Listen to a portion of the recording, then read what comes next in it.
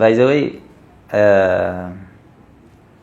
ራሳቸው ነው ያሉት ማለት ራሳቸው ነው አሁን መጀመሪያም 75% ትግራይ ውስጥ እናቶች የደፈረ ህፃናትን የገደለ ወጣቶችን የገደለ ይሄ ጄኖሳይድ የሚሉትን 75% የሻዕቢያ ሰራዊት ነው ብለው የዩኒቨርሲቲ ምሁራን ነው ያጠኑት ብለው ራሳቸው ነው ያቀረቡት ሪሰርቹ ማለት ነው ራሳቸው ቡድኖቹ ማለት ነው የዩኒቨርሲቲ ምሁራን ነው የሚባሉ ዞሮ ዞሮ ግን የወጣው ግን የህወሓት ፈቅዶ ወዶ ነው የቀረው የሪፖርት ማለት ነውና አሁን እንደገና ተጨማሪ ደግሞ ሻዕቢያ አሁን ዛላምበሳ ላይ ማለት ነው ኢሮፕ ላይ ወደ 50 ምናምን ቀበሌዎች ማለት ነው 54 ቀበሌዎች ይዘዋል የኢትዮጵያ መሬት የትግራይ መሬት ማለት ነው የኢትዮጵያ መሬት ማለት ነው የኢትዮጵያ መሬት ገብቶ ኢትዮጵያ ስታስተዳድረው የነበረ ወሮ ይዞ ምን ማለት ነው የሻዕቢያ የአራዊ ይሄ እንሳዊያ ባህሪ ያለው ሰራዊት ሲሉ ነው የነበረ አሁን ግን ምን ተገኝቶ ነው አሁን ለምሳሌ ጽምዶ ያደረጉት አሁን አላማ የለሽ ዝም ብሎ እውር ድንብር የተደረገ ጽምዶ ነው ይሄ ደግሞ ምንድነው የሚያሳየው መሰለ አሁን የህዝብ የማዳን ጉዳይ ወይም የሀገር ጉዳይ ወይም የሆነ እንትን ጉዳይ ሳይሆን በቃ እነሱ የሆነ በቃ የሰጉት ነገር አለ ማለት ነው የድህነት ጉዳይ አላቸው በቃ ልንጠፋ ነው እንጠየቃለን ወንጀል ሰርተናል የሚል ፍራቻ ስላላቸው ዝም ብለው አይናቸው ጨፍነው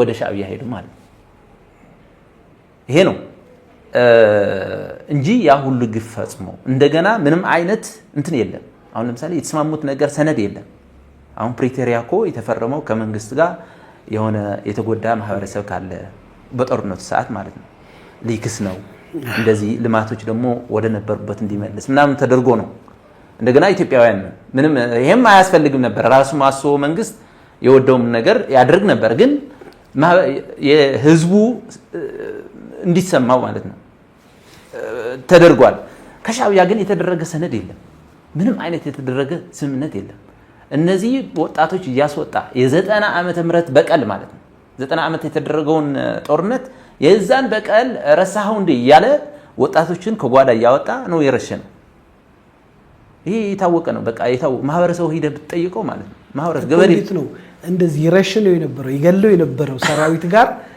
ፍቅር ነን ብለን አንድ ላይ ነው ሆነን የፌደራል መንግስትን እናስወግዳለን ብለው ሊመኩበትስ እንዴት ይቻላል በቃ ይሄ ነው በቃ ምንም ቋትለውም አሁን ስልጣኑ ስለ ስልጣናቸው ብቻና ስለ ክብራቸው ብቻ ነው የሚጨነቁት እንጂ የህወሓት ህገወጥ ቡድን ምንም አይነት ስለ ህዝብ ምንም አያጨነቀው በቃ ይሄ እኮ ነው በቃ የሚያሳየው እኮ ስለ ክብሩ በቃ እሱ ህጋዊ ስላልሆነ ጥያቄ የሚጠይቀው ማህበረሰብ አለ ከኢትዮጵያ ህጉ ራሱ የኢትዮጵያ ህገ መንግስትም ይጠይቀዋል ባይዘው እየጠየቀው ነው ስለዚህ እንዳይጠየቅ በፍራቻ ነው ዝም ብሎ ይገባ ነው አላማ የለውም በቃ ጥፋት ነው በቃ ሁሌ በጠበንጃ ነው በቃ ምንም እንትን የለው ህግ የማያቅም ራሱ የፈጠረው ህግ በዛ ትተዳደራለህ ተብሎ ተስጠይቀው እኮ እንቢታ ነው የሚያሰምን ስለዚህ ምን ለማለት ፈልጌ ነው ጾምዶ የጥፋት መንገድ ነው በቃ ራሳቸው የሚጠፍበት እንጂ ለትግራይ ምንም የሚበጀው ነገር የለም ለዛው ነው ደግሞ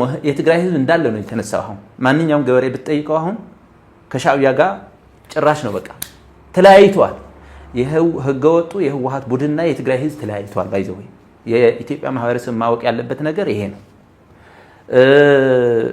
ነው ስለዚህ አንድ ላቋርጥና አንዳንድ ሚዲያዎች ግን በተለይ ውጭ ሀገር ያሉ ስም መጥቀስ ስለማንችል በቃ ይሄንን ግንኙነት ይሄው በቃ ማስፈራሪያ ተመልሰን መጣን አንድ ላይ ሆነን እያሉ የደሰኮሩና ያለን በፊት በጣም ብዙ ይነገር ነበር በተለይ አንድ ወይ ሁለት ሚዲያም አይሆኑ በቁጥር አውስና ያቸውና ይሄ ገና እሳቤው ራሱ ተኮላሽቷል እያልከን ነው የጽምዶ እሳቤው የተኮላሽ በትግራይ ህዝብ ስም እና በኢትዮጵያ ህዝብ ስም ተኮላሽቷል ምንም አይነት ያለው እንደነገርኩ ነው ኦን ዘ ግራውንድ ማለት ነው በግራውንድ ላይ ያለው ለሻዕቢያ ያለው ምልከታ ህዝቡ ያለው ምልከታ ሌላ ነው አሁን እነሱ የሰሩት ያሉት ግን ሌላ ነው ስለዚህ አሁን ውጭ ሆኖ እንደዚህ አሁን ባይዘው አብዛኛው በህወሓት በትዕምት ወይም ደግሞ በኢፈርት ወጪ እየተደረገላቸው ወይም ፈንድ እየተደረገላቸው የወጡ ናቸው።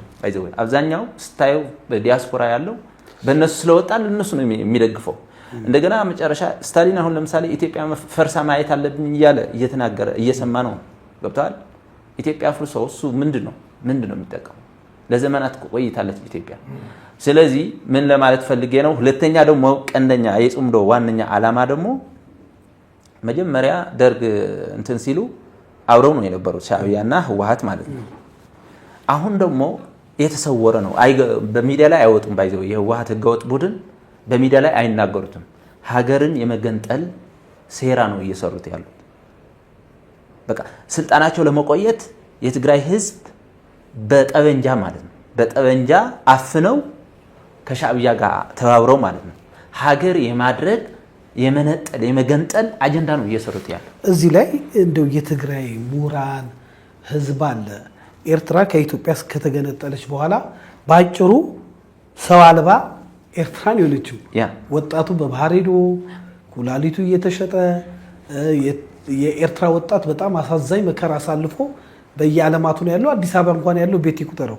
ይሄ ባለበት ሁኔታ እንደው ባለው ዓለማዊ ፖለቲካ እንደው ስናስበው ሳቤ ጂኦፖለቲካውንም ስታየው መገንጠል የሚሆንበት ነው ወይ ለማስፈራራት ነው? ያ ይዋራይ በራስ ነው የመለስከው። ይሄ ነገር ለማስፈራራት ነው። እንደገና ደግሞ አሁን ፍራቻ ስላላቸው እንጠየቃለን ወንጀል ሰርተናል ብለው ስለሚያምኑ በቃ የሆነ በቃ አስፈራርተን ወይም ደግሞ ከሆነ ደግሞ ማለት ነው ከሆነ ደግሞ ኢትዮጵያን አበጣብጠን በቃ ራሳችን እንትን መሀል ላይ ማለት ነው መሀል ወጣቱ የትግራይ ወጣትን አስበልተው የኤርትራ ወጣትን የቀረው ማለት ነው ትግራይ ውስጥ አስበልተው ራሳቸው መሀል ላይ እንትን ሴቭ ሊሆኑ ነው እንጂ ምንም ዓላማ የለውም። ምክንያቱም ታውቃለህ እኮ አውሮፓ ላይ ማን ነው በፍቃድ ያለው በቃ በነፃ እንዲገቡ እኮ የኤርትራ ወጣቶች ነው የተፈቀደው። የኢትዮጵያ አሁን የኢትዮጵያ ወጣቶች አውሮፓ ላይ ፍቃድ የለም ዝም ብለን በነፃ ማለት ነው። ኤርትራዊ ነኝ ካልክ ግን ማንኛውም አውሮፓ ይቀበላል። ለምንድን ነው የተቀበለው? እዛው ውስጥ አፋኝ መንግስት ስላለ ፓርላማ የሌለው መቅጫ የሌለው ምን ብለህም እንደምትከሳ አታውቅም። ዝም ብለህ ወረቀት አትጽፍም። ዝም ብለህ ነው ወደ ፖሊስ ጣቢያ የምትወረወር። እንደው ስለ ሌላ ኃይሎች ቅድም ጠይቄ ነበረ። በመቀሌ የተለያዩ ኃይላቶች እየታዩ ነው ይባላል። በእርግጥ እውነት ነው? ትክክል። አሁን ለምሳሌ ፋኖ አለ ፋኖች መቀሌ ይታከማሉ። በተለያዩ የትግራይ ከተሞች ደግሞ አሁን ትናንትና እንዲያም በቅርቡ ማለት ፎቶ የተላከልኝ አለ ሮንድ አድረው ሮንድ ማድረግ ጀምረዋል። ባይዘው ፋኖ ሮንድ የሚያደርገው ሮንድ ጥበቃ ፋኖ ነው የሚያደርገው መቀሌ ነው የሚጠበቀው። ከሌላ ከተማ ነው። አሁን ለምሳሌ አበርገሌ አካባቢ የሚባል አበርገሌ ትግራይ አለ አበርገሌ የሚባል አካባቢ እሱ አካባቢ የመጣልኝ ትናንትና ሮንድ አድረው እየሄዱ ማለት ነው። ፎቶ ተነስተው ትናንትና የተላክኝ አሳያለሁ። ስለዚህ እስከዛ ነው የደረሰው። አይኖይ የፋኖና የህወሓት ጥምረት ምን ትለዋለህ እስቲ? ምን ብለህ ነው የምታስቀምጠው? የተለያየ ዓላማ ያላቸው ነው። በህገ መንግስት አያምኑ ሁለቱ ራስ በራሳቸው የማይስማሙ ናቸው። ስለዚህ ምንም አትለውም። እዚህ ግባ የምትለው ነገር የለም። ስለዚህ ፋኖም አለ በቃ ፋኖዎች አሉ። እርግጠኛ እኔ በራሴ አባባል ማለት የብአዴን ፋኖ ነው የሚላቸው እኔ። ምክንያቱም እንዴት መሰለ ብአዴን ከህወሓት ጋር በጣም ጓደኛሞች ናቸው ነበሩ። በኢህአዴግ ዘመን ታውቃለህ ህወሓትና ብአዴን እና ሻዕቢያ ሶስት ሆኖ ነው ደርግ አሸንፈው ወደዚህ የመጡ ማለት ነው። ስለዚህ አሁንም ትግራይ ላይ ሄደው ያሉ ፋኖዎች ከህወሓት ጋር ጥምረት የፈጠሩ የብአዴን ፋኖ ናቸው የሚል እንትና ነው ያለኝ እኔ እንጂ በምን መልኩ አሁን ህወሓት ለትግራይ ህዝብ አልጠቀመም። 50 ዓመት ወደ ኋላ ነው የወሰደው የትግራይ ህዝብ ያ ሁሉ ጥሮ ግሮ ያፈራውን ሀብት ባልሆነ ፕሮፓጋንዳ በተሳሳተ መንገድ ጦርነት ትግራይ ውስጥ ከፍቶ በራሱ ማለት ራሱ ነው የከፈተው። ምንድነው በመከላከያ ላይ ራሱ ከፍቶ የትግራይ ህዝብን እንዳለ ወደ ኋላ ወደ 50 ዓመት ወደ ኋላ ነው የከተተ። ስለዚህ እንደ አንድ ትግራዊ ማያስፈልግ ዋጋ ከፍለናል እየከፈልንም ነው እያልከን ያለው? አዎ እያስከፈለን ነው። ግን እንደ አንድ ትግራይ ወጣት ግን ልጠይቅህ አንተ በህግ ማስከበሩ ጊዜ ግን ወጣቱ እንደዛ አልነበረም። በጣም ብዙ ጭፈራ አለ። በስቴዲየም ተሞልቶ ታይቷላ። እንስሳ ሳይገር ቀለም ተቀብቶ እናቶች ራሱ እውነቴን ነው ለመውቀስ አይደለም። በጊዜው የነበረውን ነገር እንዴት ታስታውሰዋለህ? በጊዜው በዚህ አጋጣሚ ማንግለጽ የምፈልገው እነዚህ ከብት የሆነ እንስሳት ምናምን አሸብርቀው ምናምን የነበረው አሁንም አሉ። ግልጽ እንገርህ አሁንም አሉ። ደብረጽዮን አለ አይደል ነበረ በዛን ሰዓት አሁንም አለ። እነሱም አሉ። ማንም የገበሬ ልጅ ነው የሞተው።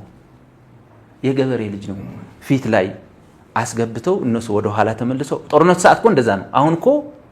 አሁን ማለት ነው አሁን ባይዘው ምሽግ ሰርተዋል። ምሽግ ሰርተው ሁለት ምሽግ ነው ያለው።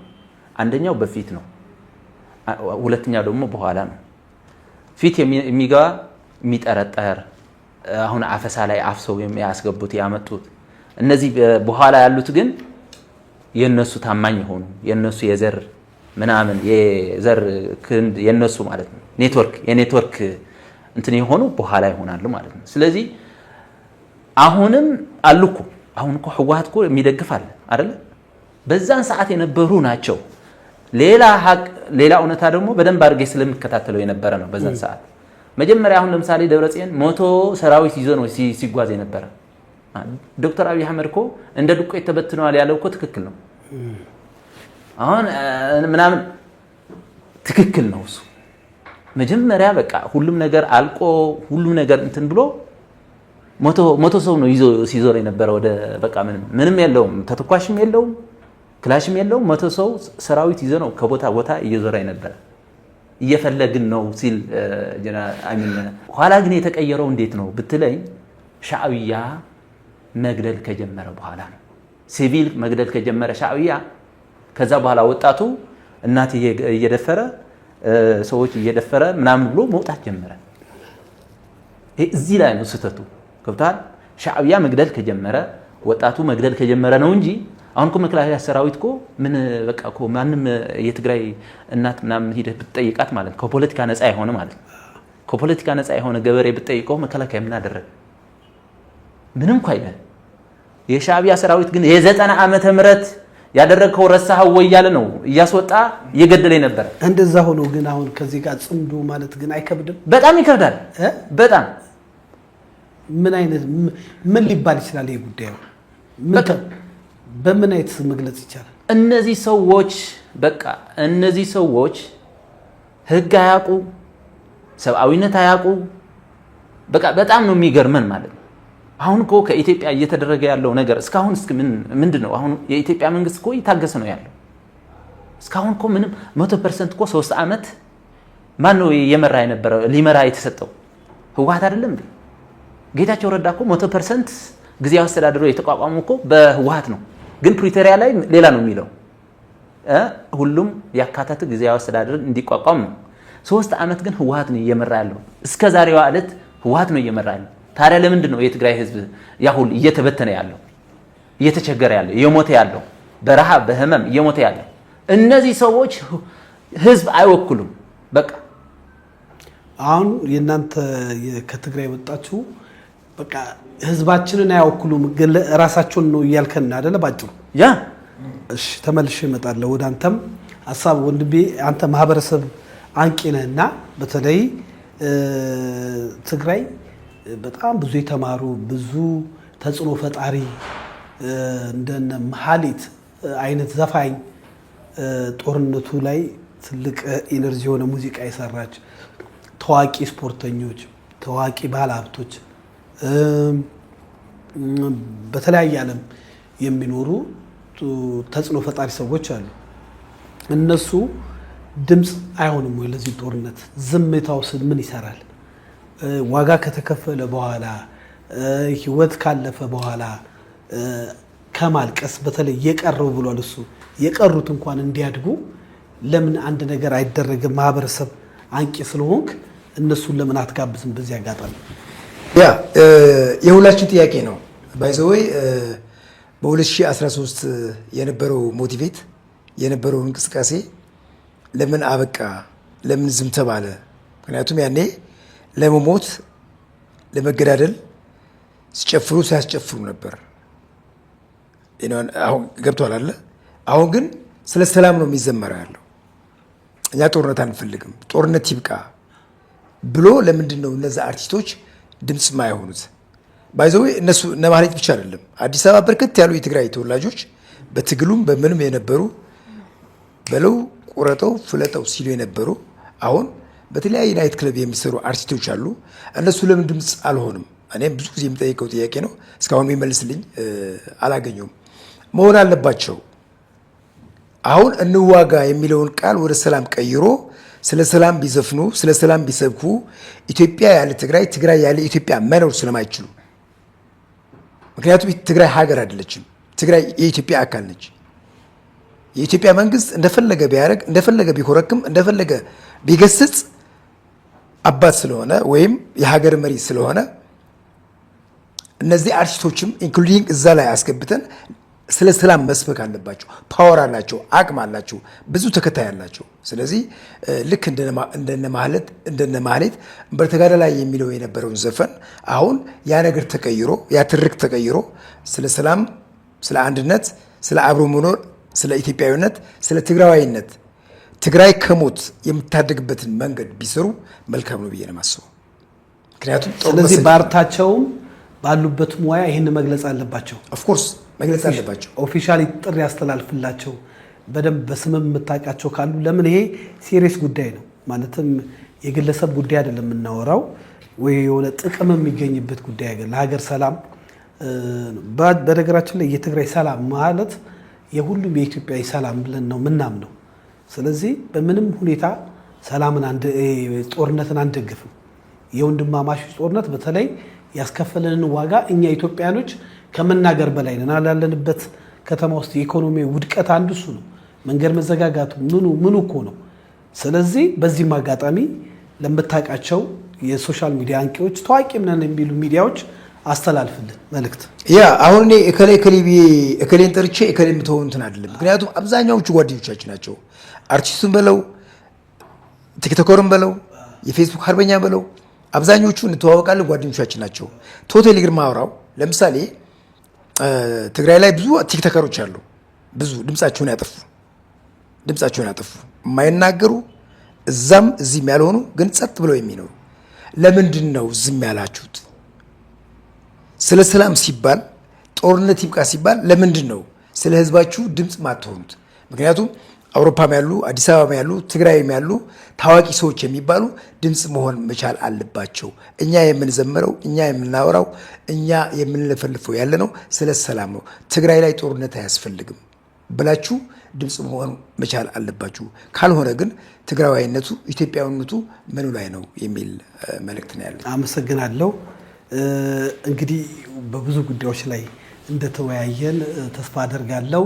እንግዲህ ረዘም ያለ ድምጻችሁን ሰዓት ሳንገድብ ሰጥተናል። ግን ለመጨረሻ ቀረ የምትሉትን አንዳንድ እድል ሰጣችኋለሁ። ሰጣለሁ ወንድሜ እህቴ፣ እንደው ሳልናገረው እዚህ ደርሼ ያው ያንቺ ጉዳዮች ሰላም ላይ ነው ብለሻል። ያው የተደጋገሙ ጉዳዮች ስለሆኑ ጥያቄዎችሽም እናቶች ላይ እህቶች ላይም አውርተናልና ቀረ የምትኮር ጉዳይ ካለ ያው አብዛኛው ተነስቷል። ግን አሁንም ትኩረት መሰጠት ያለበት ሁሉም ሰው ሚዲያ ለብቻ ሆኖ ሚዲያ ላይ የሚያነቃም ይሁን የእናንተ ሚዲያ ይሁን በቃ የመንግስት ሚዲያ ይሁን ስለ ሰላም ትኩረት ሊሰጠው ይገባል። እስካሁን ብዙ ነገሮች ተሰርቷል፣ ውጤትም አይተናል። በሰላም ጉዳይ ግን ከሰላም ሚኒስቴር ውጭ እኔ ስለ ሰላም ደጋግሞ የሚሰራ ላየውም። እሱም ፔጁን ገብተህ ብታየው በጣም ያልተጠበቀ ነገር ነው የምታየው። ሌላው ላይ ብዙ ላይክ እና ብዙ ሼር ይኖራል። ጩኸት ላይ ምን ላይ ሁሉ ህዝብ አለ። ሰላም ላይ ግን ሁላችንም በትኩረት ብንሰራ ለራሳችን ነው ጥቅሙ፣ ለኛ ለቤተሰቦቻችን ለሀገራችን ነው። በሰላም ላይ ትኩረት አድርገን እንስራ፣ ውጤታማ እንድንሆን በሰላምም እንድንኖር ጆሮአችንም ልባችንም ሁሉ ደግ ነገር እንዲሰማ ሰላም ላይ በትኩረት እንስራ ነው የምለው። አመሰግናለሁ።